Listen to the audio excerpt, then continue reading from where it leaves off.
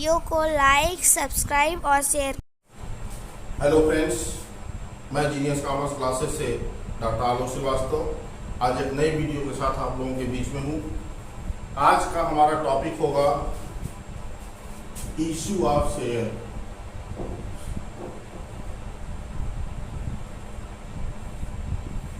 Issue of share बहुत ही important ये topic है एग्जाम के नज़र से।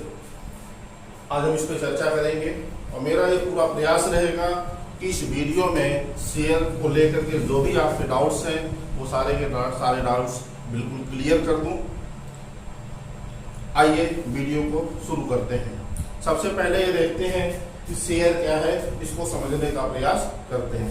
मान लीजिए कि कोई कंपनी है, ये एक कंपनी है। कंपनी को शुरू करने के लिए पैसे की जरूरत होती है। पैसा कंपनी ये प्रयास करती है कि और कुछ पैसा इसमें से पब्लिक से लिया जाए, कुछ पैसा पब्लिक से लिया जाए। पब्लिक इसमें पैसा लगाती है। ये कंपनी लोगों से पैसे लेने का प्रयास करती है। सपोज दैट ये कंपनी मान लीजिए 1 लाख रुपए की जरूरत है। इसको कंपनी को चलाने के लिए 1 लाख रुपए की जरूरत है। अब इस 1 लाख में से कंपनी अपना 20% हिस्सा इन लोगों को देना चाहती है। 20% हिस्सा इन लोगों को देना चाहती है। तो अब कंपनी जो भी प्रॉफिट अर्न करेगी, कंपनी को जो भी इनकम होगी, जो भी कंपनी कमाएगी, उसका 20% हिस्सा इन लोगों के बीच में डिस्ट्रीब्यूट कर देगी, बांट देगी प्रॉफिट का। सपोज दैट अगर कंपनी 100 रुपया कमाती है तो 100 रुपए का 20% यानी कि 20 रुपया इन लोगों के बीच में डिस्ट्रीब्यूट हो जाता है, इनको बांट दिया जाता है। जो व्यक्ति, जो पर्सन कंपनी का शेयर हिस्सा खरीदता है, ये जो कंपनी शेयर हिस्सा बेच रही है, इसी को हम शेयर के नाम से जानते हैं। शेयर का मतलब कि कंपनी के कैपिटल का एक हिस्सा।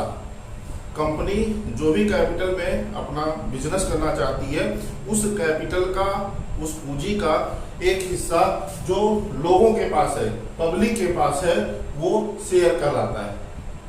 शेयर का मतलब यही हो गया कि कंपनी के प्रॉफिट, कंपनी के कैपिटल में इनका शेयर होगा, हिस्सा होगा, और कंपनी जो प्रॉफिट अर्न करेगी उस प्रॉफिट में भी इनके शेयर के बराबर इनका हिस्सा होगा।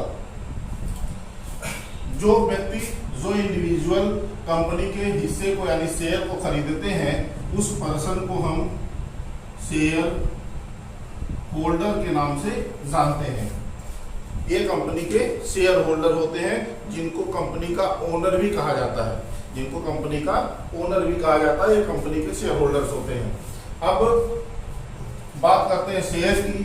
तो शेयर 2 तरह का होता है, एक इक्विटी शेयर और दूसरा होता है प्रेफरेंस शेयर। इक्विटी शेयर और प्रेफरेंस शेयर इनमें में से समतांश और पूर्वाधिकारंश के नाम से जानते हैं। प्रेफरेंस शेयर जो होता है, इन्हें 2 तरह की प्रेफरेंस प्राप्त होती है। पहला कि जब कंपनी ये लाभ का डिस्ट्रीब्यूशन करेगी, लाभ का बंटवारा करेगी, तो उस लाभ में सबसे पहला हिस्सा इनको होता है, यानी प्रेफरेंस शेयर होल्डर को प्रॉफिट में शेयर पहले दिया जाता है।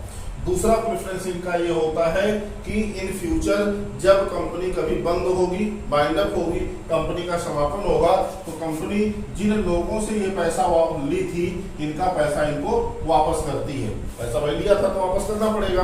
तो जिनका पैसा जब वापस करती है, तो वापस करते समय भी प्रेफरेंस शेयर होल्डरों को ही प्राथमिकता दी जाती है, यानी पहले पैसा प्रेफरेंस शेयर होल्डरों को रिटर्न करेंगे और इसके बाद फिर इक्विटी शेयर को वापस किया जाएगा। इस तरीके से हमारे पास 2 शेयर हो गए, इक्विटी शेयर और प्रेफरेंस शेयर।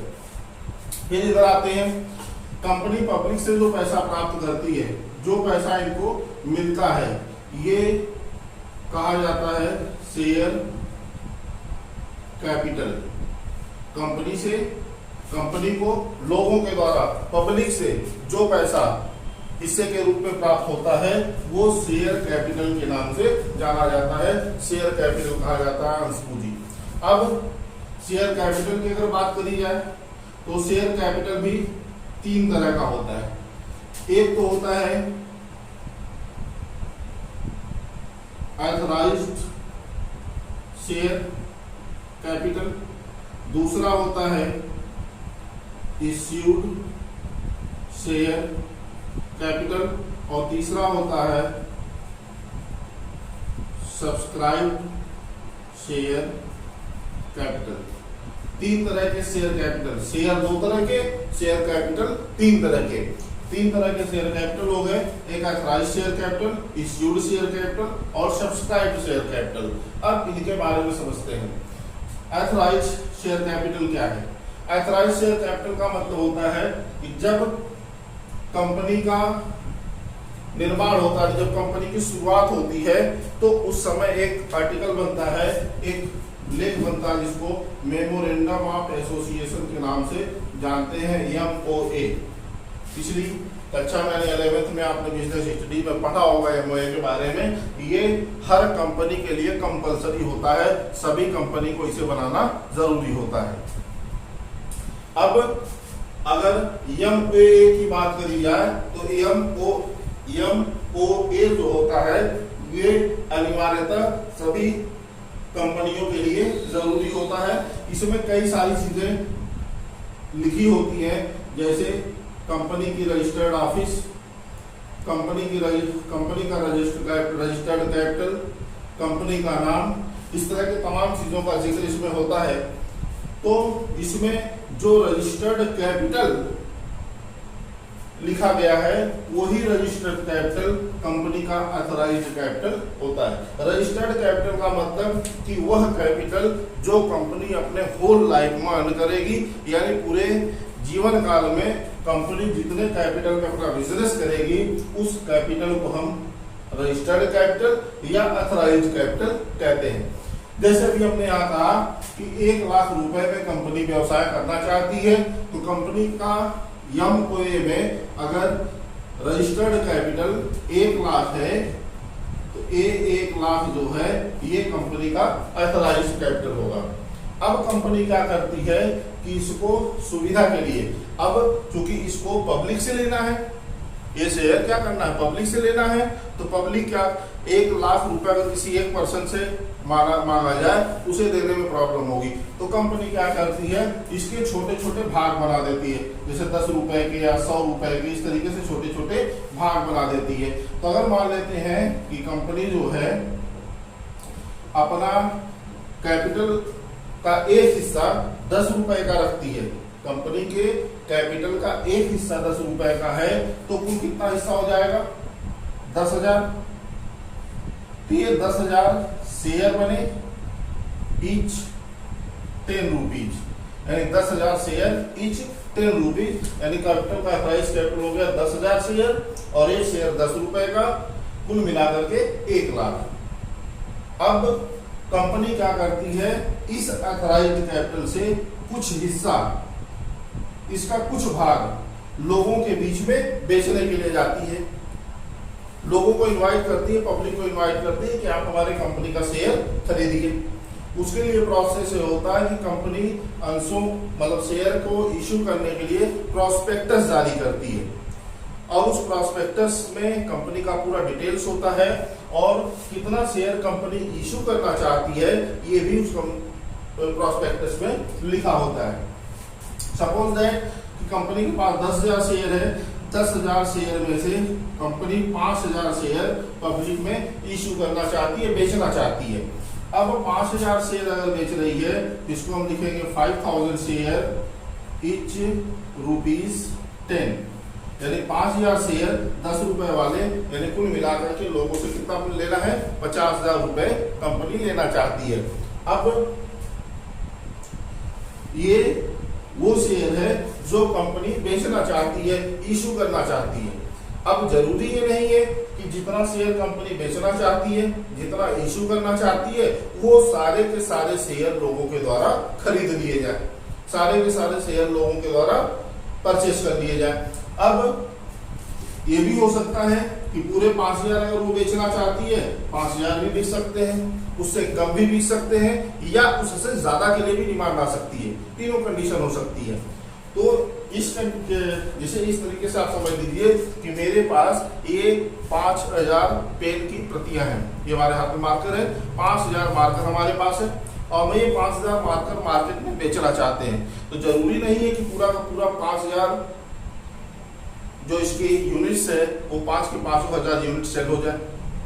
ये 5000 भी हो सकती है, 5000 से कम भी हो सकती है या 5000 से ज्यादा हो सकती है, क्योंकि हम 5000 बेचना चाहते हैं। ये लोगों के ऊपर डिपेंड करता है कि लोग उसे खरीदना कितना चाहते हैं। तो कंपनी जो बेचना चाहती है, जो इश्यू करना चाहती है, वो इश्यूड कैपिटल हो गया और लोगों के द्वारा जितना खरीदा गया वो हो गया सब्सक्राइब्ड कैपिटल। तो इश्यूड कैपिटल और सब्सक्राइब्ड कैपिटल, इश्यूड कैपिटल में वो कैपिटल जो लोगों के द्वारा सब्सक्राइब कैपिटल वो कैपिटल जो लोगों के द्वारा खरीदा गया है। अब इसके भी डिटेल में अगर जाते हैं तो सब्सक्राइब्ड कैपिटल भी 3 तरीके का होगा। एक होता है fully subscribe capital. Fully subscribe capital का मतलब कि कंपनी 5000 शेयर इश्यू करना करती है और पूरा का पूरा 5000 शेयर जनता के द्वारा, लोगों के द्वारा परचेस कर लिया गया। तो ये हो गया फुल्ली सब्सक्राइब, यानी कि 5000 शेयर ईच ₹10। पूरा का पूरा 5000 हमने इशू किया और 5000 पूरा सब्सक्राइब हो गया, लोगों के द्वारा खरीद लिया गया। ये हो गया फुल्ली सब्सक्राइब। दूसरे कंडीशन में क्या होता है कि कंपनी 5000 शेयर इशू करना चाहती है और उस 5000 में से केवल 4000 शेयर ही बिकते हैं, लोगों ने केवल 4000 शेयर ही खरीदे। बेचना चाहती कंपनी 5000 शेयर और लोग खरीदते हैं केवल 4000 शेयर, यानी कि यहाँ पे इश्यूड का अमाउंट ज्यादा है, इश्यूड ज्यादा है, इश्यूड शेयर ज्यादा है और सब्सक्राइब्ड कैपिटल कम है। तो ये कंडीशन होती है अंडर सब्सक्रिप्शन की। तो यहाँ हम लिखेंगे 4000 शेयर ईच ₹10। 4000 शेयर ईच ₹10, यानी 4000 शेयर ही केवल हुआ।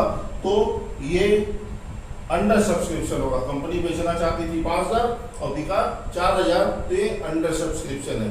इस और तीसरे कंडीशन में क्या होता है कि कंपनी 5000 शेयर बेचना चाहती है, कंपनी का रेपुटेशन अच्छा है, कंपनी के शेयर में लोग पैसा लगाना चाहते हैं, कंपनी के शेयर की डिमांड ज्यादा है, यानी खरीदने वाले लोगों की संख्या बढ़कर के 7000 हो जाती है। 7000 लोग खरीदा, जबकि कंपनी को बेचना कितना 5000 और खरीदने वाले लोग हो गए 7000। तो इस कंडीशन को हम कहते हैं ओवर सब्सक्रिप्शन। ओवर सब्सक्रिप्शन यहाँ हम लिखेंगे 7000 शेयर ईच ₹10, ईच ₹10। ये ओवर सब्सक्रिप्शन की कंडीशन हो गई। ये फिर से एक बात देखते हैं, शेयर कैपिटल 3 तरीके का। ऑथराइज्ड शेयर कैपिटल जो कंपनी का रजिस्टर्ड कैपिटल है, उसमें से जितना शेयर कंपनी इश्यू करना चाहती है, लोगों के बीच में बेचना चाहती है, वो इश्यूड कैपिटल हो गया। इश्यूड कैपिटल का वह भाग, वह हिस्सा, वह शेयर जो लोगों के द्वारा खरीद लिया गया है, परचेस कर लिया गया है, वो हो गया हमारा सब्सक्राइब्ड कैपिटल। सब्सक्राइब कैपिटल में 3, यानी जितना कंपनी इश्यू करना चाहती है वो पूरा का पूरा सब्सक्राइब हो गया, पूरा का पूरा लोगों के द्वारा ले लिया गया, ये हो गया फुल्ली सब्सक्राइब। जितना इशू करना चाहती है उससे कम हुआ तो अंडर सब्सक्रिप्शन, जितना इशू करना चाहती है अगर उससे ज्यादा हो रहा है तो ये हो गया ओवर सब्सक्रिप्शन। फिर हम आते हैं इधर शेयर की तरफ। ये जो कंपनी के पास शेयर है, इस शेयर की वैल्यू भी हमने बताया कि कंपनी क्या करती है, किस्तों को आसानी से प्राप्त करने के लिए इसके एक शेयर की वैल्यू डिसाइड कर देती है कि हमारा एक शेयर 10 रुपीज का है, 10 रुपया एक शेयर का। ये जो अमाउंट डिसाइड किया गया है शेयर का, इसको हम कह सकते हैं face value, face value of share, that is face value of share. ये कंपनी के शेयर की फेस वैल्यू है। कंपनी इसी पैसे को लोगों से लेती है। अब शेयर होल्डर से 10 रुपया लेना है, 10 रुपए कंपनी एक साथ नहीं लेती, अपनी जरूरत के हिसाब से धीरे धीरे करके इंस्टॉलमेंट में वो मांगती रहती है। जैसे मान लीजिए 10 रुपए का शेयर है, कंपनी यहाँ पे हमने मान लिया 5000 शेयर इशू किया था, यहाँ लिख देते हैं हम 5000 शेयर, each rupees 10। अब 10 रुपए शेयर है, एक शेयर। अब कंपनी पहली बार जब मान लीजिए जनवरी में शेयर इशू कर रही है तो इस 10 रुपए में से केवल 3 रुपए की किस्त मांगती है। कहते हैं हमको केवल 3 रुपए एक शेयर पे आप दे दीजिए, तो 3 रुपए के हिसाब से जिसके पास जितना शेयर होगा 3 रुपए के हिसाब से देगी, यानी कुल कंपनी को 5000 शेयर पे 3 रुपए 3 रुपीज के रेट से, यानी 5000 शेयर पे 3 रुपए के रेट से 15000 रुपए मिल गए। कंपनी ने अपना काम शुरू कर दिया। फिर नेक्स्ट मंथ में मान लीजिए मार्च में कंपनी को फिर जरूरत हुई, तो फिर वो बचे हुए पैसे 10 रुपए में से 3 ले चुकी थी, 3 रुपया फिर उसने मांग लिया कि भैया 3 और दे दीजिए हमको। लोगों ने फिर 5000 शेयर पे 3 रुपए के हिसाब से 15000 कंपनी को पेमेंट कर दिए। फिर इसके बाद मई में कंपनी ने कहा पैसा बचा हुआ अभी 2 रुपया फिर मांग लेते हैं, फिर हमको जरूरत है, उसमें से कंपनी 2 रुपया फिर मांग लेती है। लास्ट में आता है जून। अब जून में बचा हुआ भी कंपनी 2 रुपया मांग लेती। इस तरीके से मैक्सिमम 4 किस्तों में कंपनी द्वारा पैसा मांगा जा सकता है, पहला, दूसरा, तीसरा और चौथा।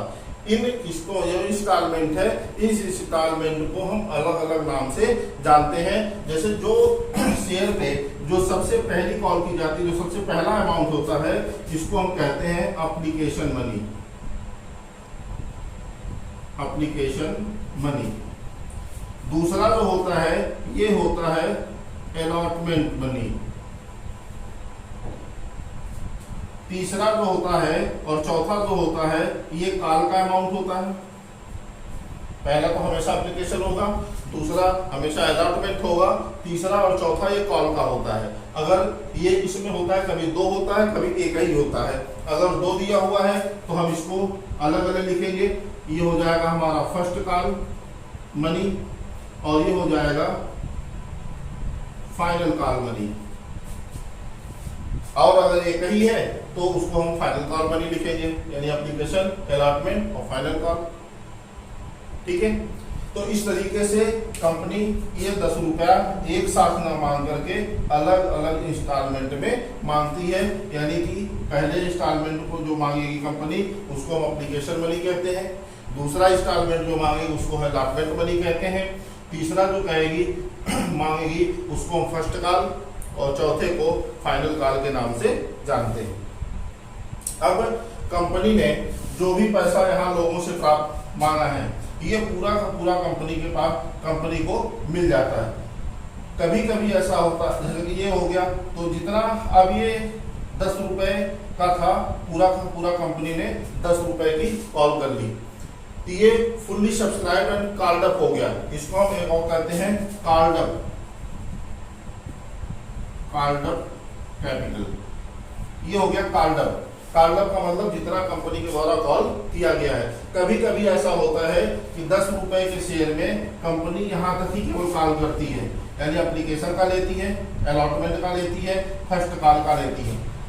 फर्स्ट कॉल तक ही मांगती है और फाइनल कॉल का पैसा छोड़े रखती है। इन फ्यूचर जब कभी कंपनी को जरूरत होगी तब कंपनी उसको मांगती है। तो इसको हम जो पैसा कंपनी के द्वारा नहीं मांगा गया है उसको हम रिजर्व कैपिटल कहते हैं। ये कंपनी के द्वारा नहीं कॉल किया गया है, ये रिजर्व कैपिटल के नाम से जानते हैं। अगली वीडियो में इससे चर्चा करेंगे। फिलहाल यहाँ पे समझते हैं कि कंपनी 10 रुपए में से 3 रुपये एप्लीकेशन का, 3 अलॉटमेंट का और 2 फर्स्ट कॉल का, तो 3 3 6 तो 8 रुपए तक की ही कॉल करती है। तो 8 रुपए कॉल्ड अप हो गया, यानी कि कंपनी 10 रुपए में से केवल 8 रुपए की कॉल करी है, 8 रुपए ही मांगा है। तो कॉल्ड अप कैपिटल अगर आपसे पूछा जाए तो कॉल्ड अप कैपिटल आप केवल 8 रुपए तक ही बताएंगे, यानी 5000 share each 8 rupees, each rupees a, 8 रुपए तक ही बताएंगे। अब ये 5000 शेयर जो है ये अलग अलग लोग, किसी एक पर्सन के पास नहीं है, अलग अलग लोगों के पास है। किसी के पास 100 होगा, किसी के पास 500 होगा, किसी के पास 1000 होगा। अलग अलग लोगों ने कंपनी के शेयर को परचेज किया। अब ऐसे कंडीशन में अगर कोई पर्सन,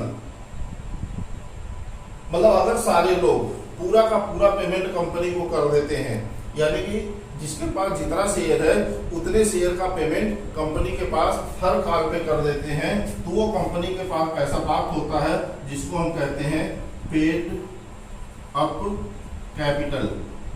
पेड अप कैपिटल यानी कि कंपनी के द्वारा जो मांगा गया वो कॉल्ड अप हो गया, लोगों के द्वारा जितना पेमेंट किया गया वो पेड अप हो गया। ये हो गया हमारा कॉल्ड अप और पेड अप कैपिटल। आज के वीडियो में बस इतना ही। शेयर के बाकी चीजों के बारे में, इसके आगे भी बहुत कुछ है, शेयर में एक लंबा पोर्शन है, तो नेक्स्ट वीडियो में हम इस पे और चर्चा करेंगे। धन्यवाद।